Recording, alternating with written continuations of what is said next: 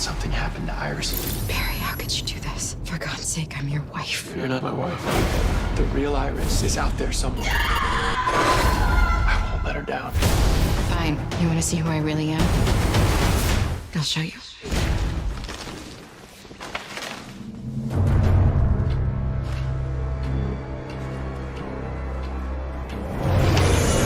Hello, Joseph. You're a hard man to get a hold of. That's on purpose. Wait. I just have one little thing I need from you. An apology. Seriously?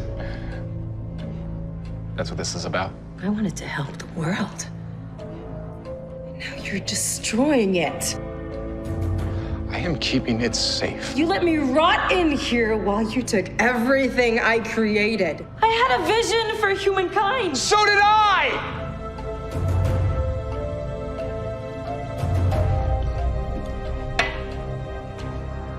And now I'm making it a reality. This is your last chance, Joseph. Threats are for real people, Eva. Not phantoms, because that's what you are. And me, darling, I'm untouchable.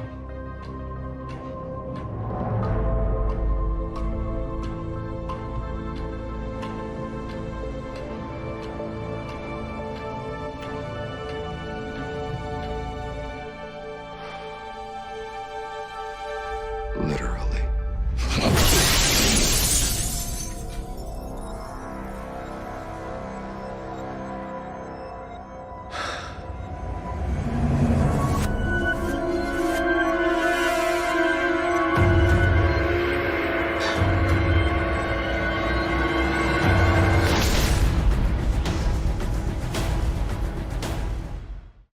Welcome back, everyone. It's Charlie. This is going to be my Flash trailer video for the next episode, 17. I'll explain what's going on with the canceled episodes and the rest of the episodes this season. Grant Gustin already explained what their original finale is going to be, so they're reworking that for the beginning of Season 7 now. So if you're new to the channel, be sure to subscribe to get all the videos. We're doing an Amazon giveaway. All you have to do to enter is be a subscriber and let me know what you want them to do with Season 7.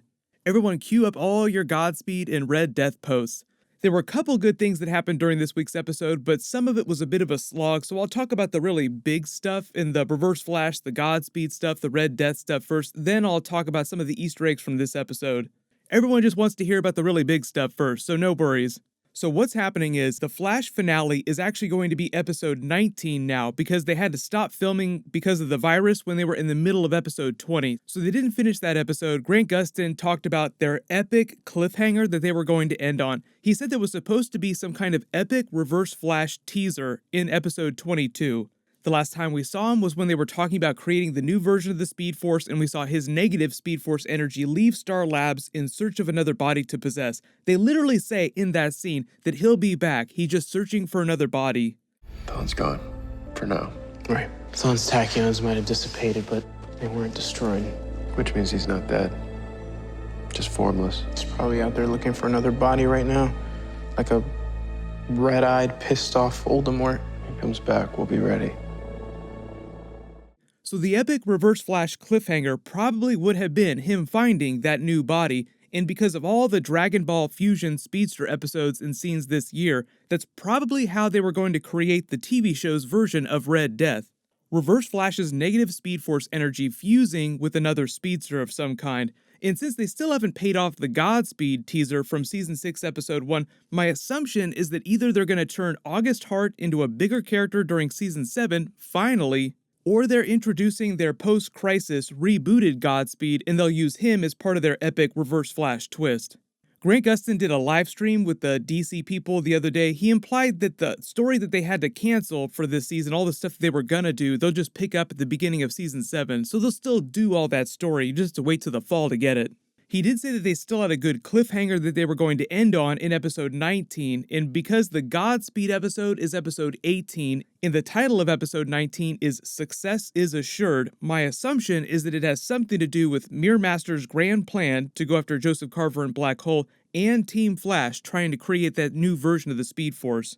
During his live stream, Grant Gustin also talked about how big of a New 52 comics fan he was. The really interesting twist with the Speed Force that they had during the New 52 is also the idea or the concept that Barry Allen from the Prime version of Earth, the main version, created the Speed Force himself. It flowed from him into all other realities of the multiverse.